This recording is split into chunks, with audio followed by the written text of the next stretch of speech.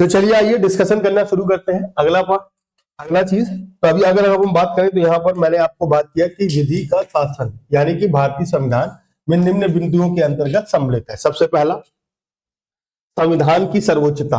तो मैंने पहले ही बताया कि जो कानून है यानी कि जो संविधान है उसकी कहीं ना कहीं सर्वोच्चता की बात की गई है, और जो टॉप पर है कहीं ना कहीं जो न्याय व्यवस्था है उसे हमें सर्वोपरि रखा गया है, और उसके ऊपर किसी को भी नहीं रखा गया ताकि किसी तरीके का कोई भी अपने हिसाब से मनवादी बन ना करने लगे, कोई भी अपने हिसाब से चीजों को सेट ना करने लगे। तो जैसा कि अगर मैं बात करूं तो एक गोपालन बनाम मद्रास राज्य इस मामले में धारण है कि संविधान क्या है, सर्वोच्च है, और जो हमारा रूल्स रेगुलेशंस है वो क्या है, संपूर्ण प्रभुत्व संपन्न समाजवादी लोकतंत्रात्मक गणराज्य की स्थापना और संकल्पना करता है।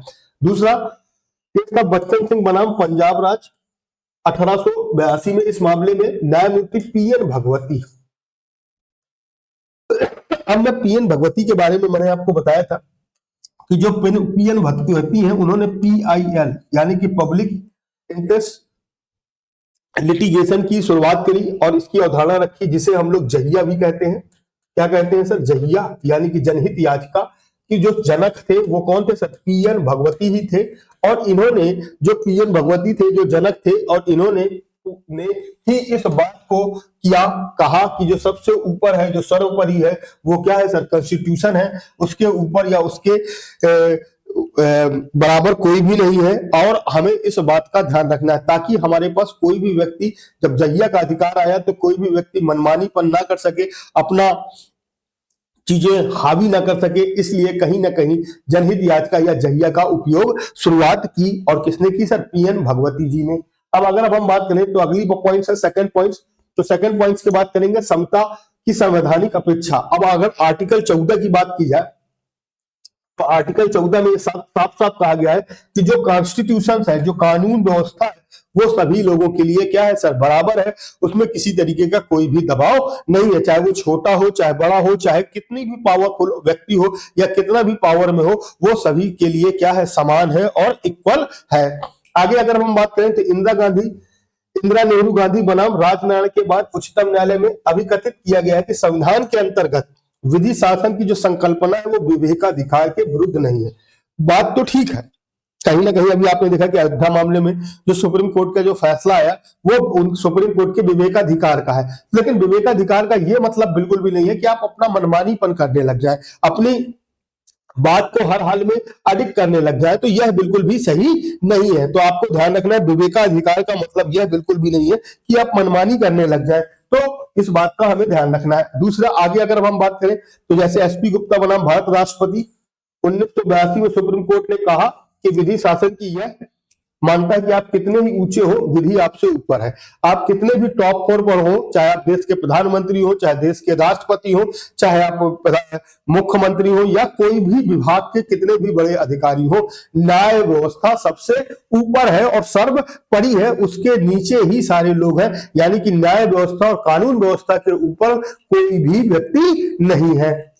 आगे अगर हम बात करें तो पॉइंट थर्ड समझते हैं हम लोग, अधिकारों का संवैधानिक संरक्षण। तो यानी कि अगर अब हम बात करें तो जो विधि व्यवस्था है, जो कानून व्यवस्था है, वो कहीं ना कहीं जो संवैधानिक हमारे पास अधिकार प्राप्त है, जो हमें मूल अधिकार प्राप्त है, आर्टिकल 14 से 32 तक की बात की गई है। तो यहाँ पर जितने भी मूल अधिकार है हमारे पास, तो उन मूल अधिकारों का हनन ना होने पाए, उन मूल अधिकारों को समान रूप से सबको वितरित हो सके और सभी लोग उसका अच्छे तरीके से उपयोग कर सके, इन सभी चीजों के लिए ही एक्चुअल में जो विधि है, जो शासन व्यवस्था है, वो बनाई गई है और संवैधानिक संरक्षण प्राप्त है।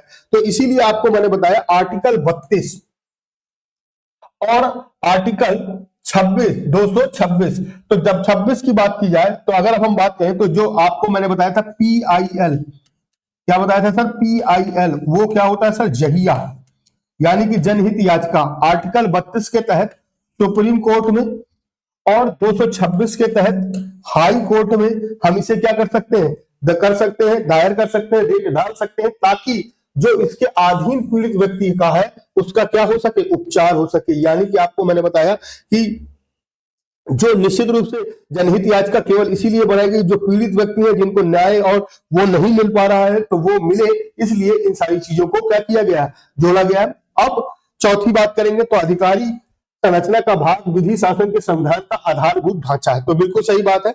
यह अगर मैं बात करूं कि लोग कहते हैं कि जो न्याय व्यवस्था है, जो न्याय शास्त्र है, वो कोई अलग से नहीं है, तो इसको इंदिरा गांधी जी के समय पर यह बात बताई गई इमरजेंसी के टाइम पर कि यह कोई अलग से ढांचा नहीं है जिसमें आप संशोधन करके क्या कर सकते हैं, बदल सकते हैं। ये आपको हमको सही नहीं लग रहा, आपने बदल दिया। सर ये जो है ये मूलभूत ढांचा है, और मूलभूत ढांचा मतलब किसी बिल्डिंग की नींव है। अगर आपने इसको चेंजमेंट करने की कोशिश करी तो पूरी की पूरी बिल्डिंग क्या होगी, गिर जाएगी। तो यह बिल्कुल भी याद रखना है कि जो न्याय शास्त्र है हमारा, वो कहीं ना कहीं बिल्कुल बेस है, बेस। और वह पूरी जो सत्ता चल रही है उस सत्ता का एक बेस है। और अगर इस बेस को हमने सोचा कि हम इसको बदल लें या चेंजमेंट कर लें या संशोधन करके अपने हिसाब से ढाल लें, तो यह कभी भी संभव नहीं है। अगर आप ऐसा करते हैं तो जितनी भी पूरी व्यवस्था है वो कहीं ना कहीं ढह जाएगी। आगे अगर हम देखते हैं तो पांचवा पॉइंट, मनमानापन विवेकाधिकार नहीं है। सर तो अगर विवेकाधिकार की बात की जाए तो विवेकाधिकार वो होता है जिसमें हमने अपने विवेक से कोई अच्छा निर्णय लिया और उससे कहीं ना कहीं समाज, सभी लोगों का हित हो, वो हमेशा क्या होगा, विवेकाधिकार के अंतर्गत आएगा। लेकिन अगर आप कोई भी काम अपने मनमर्जी से कर रहे हैं, मनमानापन है, अपवर्जन से कर रहे हैं, तो वह निश्चित रूप से विवेकाधिकार के अंतर्गत नहीं आएगा। अब हम बात करें विधिक अपेक्षा का पालन करना, तो विधि शासन के लिए विधिक अपेक्षाओं का पालन करना आवश्यक है। और पी संबमूर्ति बनाम आंध्र प्रदेश राज्य 1987 में सुप्रीम कोर्ट के मामले में सर्वोच्च न्यायालय को द्वारा निर्णय दिया गया कि विधि शासन का संविधान का आधारभूत क्या है, सर लक्षण है, और इसे हमें बिल्कुल भी चेंज करने की परमिशन नहीं है। और अगर हम ऐसा कर रहे हैं तो निश्चित रूप से नुकसान उठा लेंगे। अब आगे देखते हैं औचित्य निर्धारण की बात की गई है यहाँ पर। तो 7वां नंबर देखते हैं औचित्य निर्धारण। तो विधि शासन एक आवश्यक तत्व है और प्रशासनिक शक्तियों का प्रयोग उचित तरीके से हो। जैसे कि केस की बात करें तो शीलाबाद से बना महाराष्ट्र 1983 में सुप्रीम कोर्ट ने इस प्रकरण में न्यायालय द्वारा पुलिस अधिकारियों को कैदियों, विशेषकर महिला कैदियों को उचित व्यवहार करने का निर्देश दिया। बिल्कुल बात है औचित्य निर्धारण, यानी कि अगर आपने देखा होगा कि पहले क्या होता था कि पुलिस वाले थे वो किसी के साथ भी अभद्रता करना शुरू कर देते थे, और अभद्रता के कारण ही पुलिस ने निर्देश दिया कि भैया ये अभद्रता नहीं चलेगी, आपको कहीं ना कहीं अपने कॉन्स्टिट्यूशन के दायरे में बने रहना होगा। और इस दायरे में बने रहने के कारण ही उनको एक निर्देश दिए गए शीलाबाद से बना महाराष्ट्र राज्य 1983 में, और बोला गया कि जो कैदी हैं उनसे विशेषकर महिला कैदियों के साथ उचित व्यवहार करने की आवश्यकता है। आप उनके साथ गलत तरीके का कोई भी व्यवहार नहीं कर सकते हैं। अब अगर हम बात करें तो लोकहित का संरक्षण, लोकहित, तो जैसा कि आपको बताया बीना सेठ बनाम बिहार राज्य 1983 में, इस मामले में न्यायालय द्वारा धारण किया गया कि विधि शासन की पहुंच गरीब, निरक्षर, पिछड़ों तथा अनभिन्न तक होनी चाहिए, और इस प्रकार संविधानवाद का अधिक बल दिया गया है। तो बिल्कुल सही बात है, लोकहित, जनहित की बात ही की गई है। सर अगर कॉन्स्टिट्यूशन बनाया गया है तो कहीं ना कहीं हमारे और आपके लिए ही बनाया गया, और हमारे ही आपके फायदे के लिए बनाया गया, लोकहित के फायदे के लिए बनाया गया, जनहित फायदे के लिए बनाया, इसीलिए लोकहित याचिका भी आई जिसे हम लोग जनहित याचिका भी कहते हैं। तो ये कहीं ना कहीं हमारे लिए ही बनाई गई है ताकि हमें किसी तरीके की किसी के भी मनमानीपन पर हमें जीने का अधिकार नहीं है, हम खुलकर अपना जीवन जी सकते हैं। अब भारतीय संविधान में विधि के संबंधित अन्य महत्वपूर्ण बिंदु है कुछ, तो आपको ध्यान रखना है। भारतीय संविधान में घोषित किया गया कि प्रत्येक नागरिकों के लिए एक ही कानून होगा। ये जबकि सबको पता है, बताने की जरूरत नहीं। अनुच्छेद 14 में, इसमें अनुच्छेद 14 से 32 तक में किसी भी राज्य में यदि किसी वर्ग का विशेषाधिकार प्राप्त है और इस लोक से वंचित है तो वहां विधि का शासन नहीं कहा जा सकता है। तो आर्टिकल 14 में ये बात कही गई है कि कहीं ना कहीं किसी को पावर दी गई है और वो उस पावर का दुरुपयोग कर रहा है तो उसे हम विवेकाधिकार या विशेषाधिकार प्राप्त नहीं होगा। ठीक है। अतः प्राचीन राज्यों में अथवा मध्य युग में सामंत में जहां शासक वर्ग का जनसाधारण से अधिकारों में अंतर था, वहीं विधि की समता नहीं थी। उदाहरण के लिए रोम साम्राज्य के विधान में हम पैटिसियन उच्च वर्ग एवं प्लीबियन जनसाधारण तथा रोमन नागरिक एवं पेरिगिनस विजिट देश के निवासियों के अधिकारों में अंतर पाते हैं। दास्ता भी विधि द्वारा समर्थित थी और भारत में प्रत्येक व्यक्ति पर चाहे वह राजा हो या निर्धन हो, देश का साधारण कानून समान रूप से लागू होता है और सभी साधारण को न्यायालय में समान रूप से न्याय मिलता है। अब अगर हम बात करें तो यहाँ पर क्या है, इस सिस्टम को समझना है। ये सिस्टम ये है कि पहले जब सिस्टम था कि जो राजा लोग होते थे, तो राजा लोगों के जो सामंत थे उनके अधिकार अलग थे, उनके लिए कानून व्यवस्था अलग थी। तो जैसे कि आप लोगों ने देखा होगा बाहुबली मूवी में दिखाते हैं, तो बाहुबली मूवी में क्या दिखाते हैं कि जब वो बोलता है कि किसी राज्य परिवार के लोगों के द्वारा किसी तरीके की कानून की अवहेलना की जाएगी तो उसके साथ क्या अपनाया जाएगा, तो उसको कहा जाता था कि आप उसको देश निकाला दे सकते हैं या राज्य से निकासित कर सकते हैं, ठीक है ना। तो अगर आप बात करें तो सामंतों के लिए यानी कि जो राज परिवार के लोगों हैं उनके लिए कानून में थोड़ा सा पोलाइटनेस रहता था, उनका कानून अलग था। लेकिन अगर अब हम बात करें कि जो व्यक्ति नॉर्मल व्यक्ति थे, साधारण व्यक्ति थे, उनके लिए कानून व्यवस्था अलग थी। तो हर आदमी के लिए अलग अलग व्यवस्थाएं थी। लेकिन हमारे कॉन्स्टिट्यूशन में ऐसा कुछ भी नहीं है। हमारे कॉन्स्टिट्यूशन में एक ही चीज है कि जितने भी लोग हैं, जितने भी सामाजिक लोग हैं, चाहे वो छोटा हो, चाहे राज परिवार का हो, चाहे नेता हो, चाहे राजनेता हो, और चाहे मुख्यमंत्री हो, प्रधानमंत्री हो, राष्ट्रपति हो, कानून व्यवस्था सबके लिए बराबर है। उसके पास कोई भी विशेषाधिकार हो, लेकिन जो कानून व्यवस्था है वो सबके लिए इक्वल और समान है। अब भारत में विधिक शासन संबंधी अन्य महत्वपूर्ण तथ्य, तो अभी हमारे पास पुरुषों और स्त्रियों के अधिकारों में अंतर नहीं किया गया। अनुच्छेद 15, तो देखिए अनुच्छेद 14 से 15 मैंने बताया था ना मौलिक अधिकार है। अनुच्छेद 15 से 18 14 से 32 तक तो सभी नागरिकों को जीविका अथवा सरकारी नियुक्ति में समान अवसर मिलने का अधिकार है। अनुच्छेद 16 ध्यान रखेंगे सर, अनुच्छेद जो बता रहा हूं मैं अभी अस्पष्ट रूप से निषेध हुआ है कि अनुच्छेद 17। फिर उसके बाद सैनिक और शैक्षिक उपलब्धियों में अतिरिक्त अपने नागरिकों की अन्याय उपाधि नहीं देनी चाहिए। अनुच्छेद 18 कोई नागरिक विधि द्वारा निर्धारित अपराध के लिए केवल एक बार दंडित हो सकता है। अनुच्छेद 20 और किसी भी व्यक्ति को मृत्युदंड अथवा कारावास विधि सम्मत रूप से में ही दिया जा सकता है।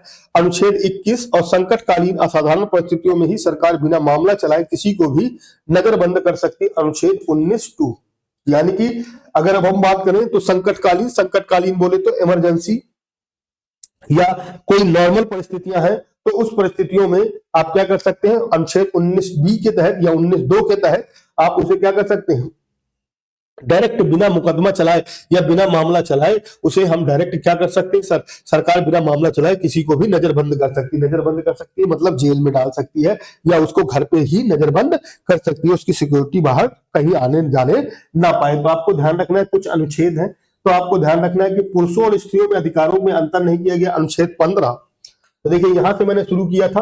अब अगर मैं बात करूं तो अनुच्छेद 361 और अनुच्छेद 51 विदेश के राजा और राष्ट्रपति राजनीतिक न्यायालयों का अधिकार क्षेत्र है। तो अभी अगर आपको मैंने ध्यान से बताऊं तो मैंने यहां से शुरू किया अनुच्छेद 14। कहां से शुरू किया सर, अनुच्छेद 14 से शुरू किया और आपको बताया कि ये कानून सभी के लिए क्या है, समान है और बराबर है, चाहे वो कोई भी हो, कितना भी पावर रखता हो, उससे हमें कोई फर्क नहीं पड़ेगा। तो अनुच्छेद 14 के बाद मैंने बताया कि अनुच्छेद 15 में पुरुष हो चाहे स्त्री हो सबके अधिकार क्या है, समान है। फिर अनुच्छेद 16 में क्या क्या आ गया कि जो सरकारी नौकरियां हैं जो किसी विभाग में किसी भी ज्वाइंट के लिए है वो किसमें कहा गया सर, अनुच्छेद 16 में सभी के लिए बराबर है। अनुच्छेद 17 में अस्पृश्यता को पूर्ण रूप से निषेध किया गया। सैनिक और शैक्षिक उपाधियों अतिरिक्त अपने नागरिकों को अन्य उपाधि नहीं दे सकते, तो अनुच्छेद किसमें 18 में है। और कोई नागरिक विधि द्वारा निर्धारित अपराध के लिए केवल एक ही बार दंडित हो सकता है। अनुच्छेद किसमें है सर, 20 में है। यानी कि आपको ध्यान देना है कि जो ये अनुच्छेद है इनका हमारे पास कभी कभी क्वेश्चन पूछ लेता है। तो अनुच्छेद 14 में किसकी बात कही गई है, सब लोग बराबर हैं। अनुच्छेद 15 में किसकी बात की गई है कि स्त्री और पुरुष भी बराबर है। अनुच्छेद 16 में क्या कहा गया है कि जो भी उनकी जीविका है, सरकारी नौकरी है, सब में बराबर का समान का सबका अधिकार है। अनुच्छेद 17 में क्या कहा है कि हमारे पास सभी चीजों को बिल्कुल तरीके से क्या होगा, निष्पक्ष होनी चाहिए। और 18 में क्या कहा गया है कि उपाधि नहीं दी जा सकती है। तो ये सारी चीजें हमें ध्यान रखनी होगी और ये अनुच्छेद से क्वेश्चन पूछे जा सकते हैं। और अनुच्छेद 19(2) के तहत संकटकालीन में हम किसी को भी नजरबंद रख सकते हैं और उसको तुरंत जेल में डाल सकते हैं बिना न्यायिक कार्रवाई करे हुए। अब भारत के शासन के संबंधित अन्य महत्वपूर्ण बिंदु हैं। तो अगर हम बात करें तो यहाँ पर कह रहा है संविधान द्वारा प्रदत्त अपने मूल अधिकारों के अपहरण पर कोई नागरिक न्यायालय में सरकार के विरुद्ध मामला चला सकता है। संविधान में यह निर्देश दिया गया कि राज्यों के उच्च न्यायालय का देश का सर्वोच्च न्यायालय इन मूल अधिकारों की रक्षा करेगा। कौन कौन भैया, उच्च न्यायालय और सर्वोच्च न्यायालय किनके मूल अधिकारों की क्या करेगा सर, रक्षा करेगा। ठीक है ना। अब निष्पक्ष तथा निर्भीक न्यायाधीशों द्वारा न्याय के विधान किया गया है। तो देखिए निष्पक्ष होने चाहिए, वो निर्भीक होने चाहिए, उन्हें किसी तरीके का कोई डर नहीं है, न्यायाधीशों को न्याय का विधान किया गया है। इनके आदेशों का पालन करना शासन का क्या है, कर्तव्य है। और निष्पक्ष और स्वतंत्र समाचार पत्र तथा जागरूक जनमत जनाधिकार का प्रहरी है। तो यानी कि देखिए जितने भी न्यायाधीश है, जितने भी कानून व्यवस्था है, विधि यानी कि लॉ की जो व्यवस्था है, वो सारी की सारी सब स्तर में पड़ी है और वो सबसे ऊपर है और उसके नीचे कोई भी व्यक्ति नहीं है। हमें इस बात का ध्यान रखना है। अब देखिए विधि शासन से संबंधित अन्य महत्वपूर्ण बिंदु भी है, और अगर हम देखें तो बहुत सारी चीजें हैं। वर्ष 1981 में एसपी गुप्ता बनाम भारत संघ मामले उच्चतम न्यायालय ने संविधान पीठ में कहा कि न्यायाधीश को आर्थिक और राजनीतिक शक्ति के सामने सख्त होना चाहिए और उन्हें विधि के शासन का मूल सिद्धांत बनाए रखना चाहिए। भारत में कानून शासन नागरिकों और गैर नागरिकों पर समान रूप से लागू होता है। तो जो रूल्स और रेगुलेशंस है वो सभी लोगों के लिए क्या है, बराबर है, और ये सारी की सारी चीजें हैं, आप लोग देख सकते हैं। अब देखिए अब हम लोग बात कर रहे हैं, तो आपने देखा कि जो हम लोग प्रीवियस ईयर क्वेश्चन, तो हम लोगों ने पहले भी डिस्कस किया था कि जो प्रीवियस ईयर क्वेश्चन है उनको हम पूछेंगे और उनके बारे में हम लोग पर चर्चा करेंगे। तो हमने आपकी स्क्रीन पर पहला क्वेश्चन आ चुका है और आपको बताना है इसका क्या होगा सर। तो लिखा है यहाँ पर प्रथम वर्ग मजिस्ट्रेट दंडा दे सकता है 7 वर्ष से अनाधिक अवधि के लिए कारावास या असीमित जुर्माना या दोनों का, 3 वर्ष से अनाधिकृत अवधि के लिए कारावास या 10,000 रुपए के अनाधिक जुर्माने या दोनों का, 2 वर्ष से अनाधिक अवधि के लिए कारावास या 5,000 रुपए से अनाधिक जुर्माने या दोनों का, 1 वर्ष से अनाधिक अवधि के कारावास या 5,000 रुपए से अनाधिक जुर्माने का या दोनों का। तो अगर हम बात करें तो प्रथम वर्ग का जो मजिस्ट्रेट है उसका जो दंडादेश हो सकता है वो क्या होता है सर। तो यहाँ पर मैं आपको बता दूं कि निश्चित रूप से यहाँ पर ऑप्शन बी बिल्कुल सही है कि 3 वर्ष से अनाधिक अवधि के लिए कारावास या 10,000 रुपए से अनाधिक जुर्माने की का प्रावधान कर सकता है, दोनों का प्रावधान कर सकता है कौन, जो प्रथम वर्ग का मजिस्ट्रेट होता है, जो बिल्कुल लोअर कर्ग का होता है, उसके पास ये पावर्स होती है। तो आपको ध्यान रखना है। तो पहला क्वेश्चन उम्मीद है सबको समझ में आया होगा। दूसरा क्वेश्चन देखते हैं हम लोग।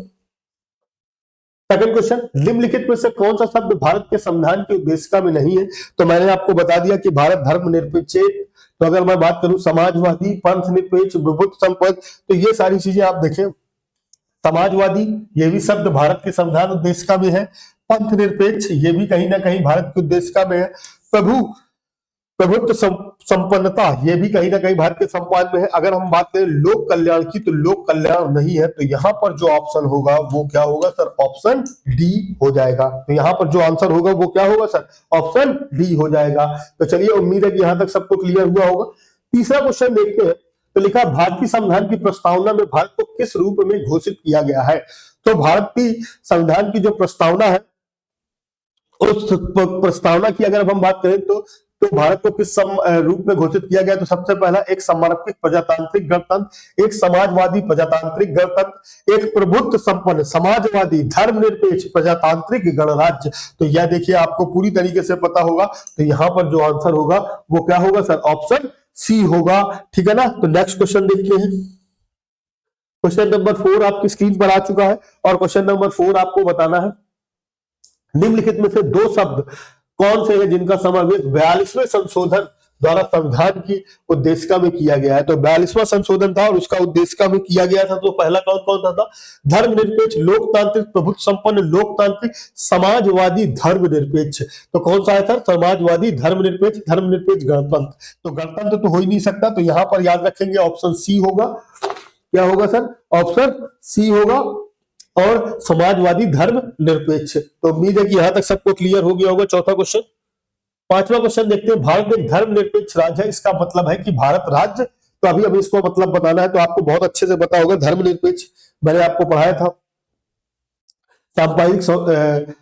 सांप्रदायिक सद्भावना के पाठ में यह सब पूरी चीजें बताई है मैंने। धर्मनिरपेक्ष तो धर्म विरोधी नागरिकों का समर्थन करता है, बहुसंख्यक समुदाय के धर्म का समर्थन करता है, अल्पसंख्यक समुदाय के धर्म के समर्थन करता है, किसी निश्चित धर्म का समर्थन नहीं करता। तो धर्मनिरपेक्ष का मतलब अगर आपको पता है तो आपको बताना है। तो यहां पर मैं आपको बता दूं किसी निश्चित धर्म का समर्थन नहीं करता है, ये बिल्कुल सही है। यानी कि धर्मनिरपेक्ष का एक ही मतलब होता है कि हम किसी भी धर्म के पक्ष में नहीं है, यानी कि हम जो भी काम करेंगे वो कहीं ना कहीं धर्म के विपक्ष में काम करेंगे, यानी कि हमें धर्म से कोई लेना देना नहीं है। संविधान की प्रस्तावना के बाद प्रमुख शब्द सेकुलर का अर्थ है। तो यहां पर आप देख रहे हैं सेकुलर, सेकुलर शब्द का एक अर्थ है और उसको हमको बताना है कि ये क्या होता है सेकुलर। तो सेकुलर संविधान की प्रस्तावना में प्रयुक्त शब्द का सेकुलर का अर्थ है क्या है? सभी नागरिकों को धर्म और उपासना की स्वतंत्रता है, एक ईश्वरवाद है, बहुवाद है, सभी धर्मों की अस्वीकृति है। तो अगर मैं बात बता दूं यहाँ पर, तो यहाँ पर सेकुलर शब्द का वास्तविक मतलब जो होता है कि आपने देखा कि जो सेकुलर लोग होते हैं जिनको कहा जाता है सेकुलर है, और वो क्या कहता है सभी नागरिकों के धर्म और उपासना की स्वतंत्रता देता है। तो सेकुलरिटी का मतलब यही होता है कि हमारे पास जितने भी लोग हैं, धर्म है के जाति के लोग हैं, सबको हम बराबर और सम्मान की बात कर रहे हैं। 7वां क्वेश्चन देखेंगे आपकी स्क्रीन पर, ये रहा। तो 7वां क्वेश्चन क्या कह रहा है कि राम मूर्ति बनाम कर्नाटक राज्य में भारत के सर्वोच्च न्यायालय ने निर्देश दिए थे, किसको दिए थे? किशोर न्याय सुधार को, जेल सुधार को, न्यायिक सुधार को। तो एक्चुअल में यहां पर जो ऑप्शन होगा वो होगा ऑप्शन डी, यानी कि पुलिस सुधार को। तो ये पीवाईक्यू है, यानी कि पिछले साल के क्वेश्चन है जिसे हम लोग डिस्कशन कर रहे हैं।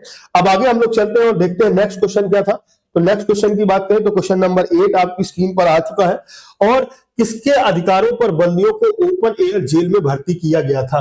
तो अगर अब हम बात करें तो ओपन एयर जेल में भर्ती किया गया तो किसके अधिकारों पर? तो किसके अधिकारों पर बंदियों को? तो सबसे पहला है पुलिस, न्यायपालिका, जेल अधिकारियों और उपरोक्त में से कोई नहीं। तो यहां पर जो आंसर होगा वो होगा आपका ऑप्शन सी, यानी कि जेल अधिकारियों के कारण ही ओपन एयर जेल में क्या किया गया था? भर्ती किया गया था। किसको? बंदियों को।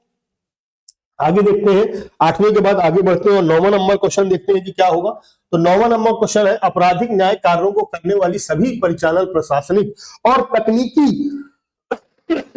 तकनीकी जो सहायता एजेंसियों का योग कहलाता है। क्या कहलाता है? सामाजिक न्याय प्रणाली, नागरिक न्याय प्रणाली, आपराधिक न्याय प्रणाली और आम सहमति दृष्टिकोण। तो देखिए, आपराधिक न्याय कार्यों को करने वाली परिचालन, प्रशासनिक और तकनीकी सहायता का योग कहलाता है। वो क्या कहलाता है सर? आपराधिक न्याय प्रणाली, यानी कि अपराधों से हमें न्याय दिलाने की जो प्रणाली है उसका उपयोग होता है। तो ध्यान रखेंगे। अब देखिए, यहां पर निजी अधिकारों की सुरक्षा के लिए स्थापित नियमों और मूल रूपों के अनुसार कानूनी कार्यवाही का उचित क्रम है। क्या है? तो अगर हम बात करें कानून की उचित प्रक्रिया, अपराध नियंत्रण मॉडल, परीक्षण और बेली, तो यहाँ पर जो ऑप्शन होगा वो ऑप्शन ए हो जाएगा, यानी कि कानून की उचित प्रणाली की बात की गई है। यहाँ पर किसकी बात की गई है सर? कानून की उचित प्रणाली की बात की गई है। अगला देखते हैं, मानव तस्करी का क्या अर्थ है? घृणा अपराध, संगठित अपराध, हिंसक अपराध, संपत्ति अपराध। तो अगर मानव तस्करी की बात की जाए तो मानव तस्करी क्या है? घृणा अपराध है, संगठित अपराध है, हिंसक अपराध है और संपत्ति अधिकार है। तो मानव जो तस्करी आती है वो किसके अंतर्गत आती है? हमेशा याद रखेंगे, संगठित अपराध के अंतर्गत आती है। ये एक्चुअल में कैसा अपराध है सर? संगठित अपराध है। और ये किसके अंतर्गत आएगा सर? संगठित अपराध के अंतर्गत आएगी। आगे देखेंगे, एक मानव पुरुष जिसका गल गुणसूत्र संरचना होती है वह कहलाता है। तो क्या कहलाता है? सुपरमैन, अलौकिक, सुपर महिला और सुपर पुरुष। तो क्या कहलाएगा सर? तो अगर अब हम बात करें तो यहां पर आपको ध्यान देना है कि क्या कहलाता है। एक जो मानव पुरुष है जिसकी गल गुणसूत्र संरचना होती है, यानी कि अच्छी गुणसूत्र होती है, उसे हम लोग क्या कह सकते हैं?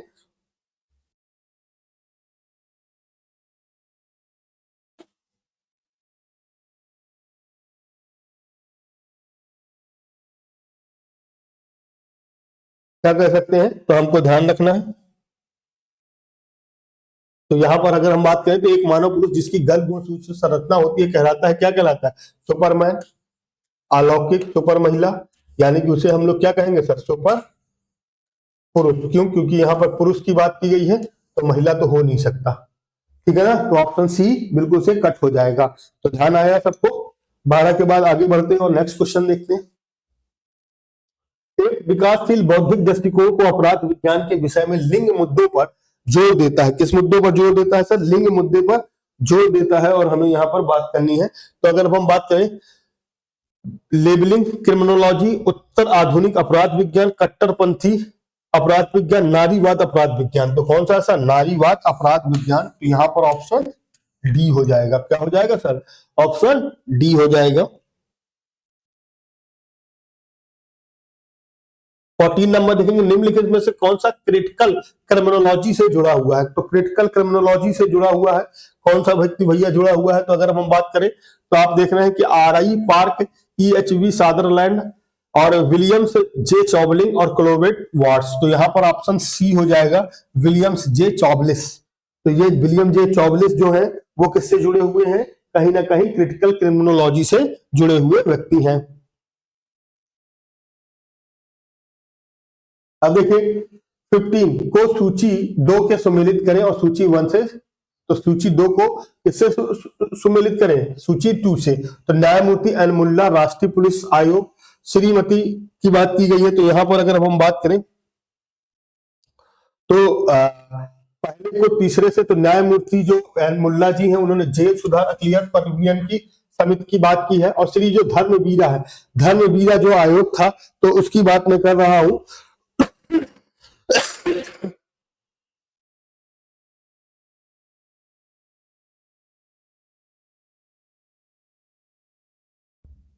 तो यहां पर अगर मैं बात करूं तो यहां पर जो थी तो किससे की गई थी? धर्मवीरा। और उसके बाद से श्री जो धर्मवीरा थे वो राष्ट्रीय पुलिस आयोग की बात की गई है। किसमें सर? श्री धर्मवीरा में। और न्यायमूर्ति कृष्ण अय्यर, तो न्यायमूर्ति कृष्ण अय्यर की बात अगर हम करेंगे तो यहाँ पर महिला कैदियों की समिति पर और आपराधिक न्याय सुधार की बात की गई है। तो यहाँ पर अगर आप ध्यान से समझें तो महिला कैदियों की समिति यानी कि न्यायमूर्ति कृष्ण अय्यर और PN जो भगवती थे उन्होंने टोटल सब लोगों की व्यवस्था की गई थी। और न्यायमूर्ति VS मलाढीन की बात की जाए तो यहाँ पर हमारे पास आपराधिक सुधार की बात की गई है। तो इस तरीके से आपने देखा कि जो पहला वाला व्यक्ति था, जो पहला था न्यायमूर्ति PN मुल्ला, किससे मिल रहा है सर? जेल सुधार अकलियत से। तो यहाँ पर जो ऑप्शन होगा वो ऑप्शन कौन सा हो जाएगा सर? सी हो जाएगा। और जो कृष्ण अय्यर थे वो किसकी अवधारणा रख रहे हैं?